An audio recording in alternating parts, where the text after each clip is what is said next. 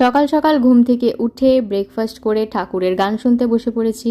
আমরা বাড়ির সবাই রোজ ঠাকুরের গান শুনি, মন খুব ভালো থাকে। তারপরে এই গরমের মধ্যে একটু রান্নাবান্না করছিলাম। আজকে দুপুরে ছিল শাক, একটা মাছের চচ্চড়ি আর যে চিকেনটা করলাম, আর সাথে একটু রায়তাও বানিয়েছিলাম। তারপর সবাই বসে একটু দশম অবতার দেখছিলাম। কবে থেকে দেখবো করছি, ভাইয়ের পরীক্ষা, বাবার সময় হয় না, কোনো রকমের সময় অ্যাডজাস্ট করে দেখছি। আর মা একটা মিষ্টি বানিয়েছিল খুব সুন্দর, ওইটা খেয়ে ওই বাড়ি গেলাম।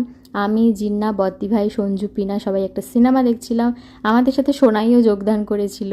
তারপর আমি বাড়ি এসে একটু রান্নাবাটি করছিলাম, মানে ডিনারটা বানাচ্ছিলাম আর কি। আমার হাতের এই চিকেন পোলাওটা খেতে আমার বাড়ির সবাই খুব ভালোবাসে। তারপর কি কেস দেখো, আমি এক গ্লাস মাজা নিয়ে খাচ্ছিলাম বসে বসে সোফায়, একটু করে খাচ্ছি আর টেবিলে রাখছি। হট করে তাকিয়ে দেখি এই কেস। আমি তো এক লাফে সোফা থেকে ঝাঁপ মেরেছি, ভয়ে ভয়ে ভিডিও করেছি। মানে আরশোলাদেরও গরমের চোটে একটু মাজা খেতে হচ্ছে। যাই হোক গাইস, আজকের মতো টাটা।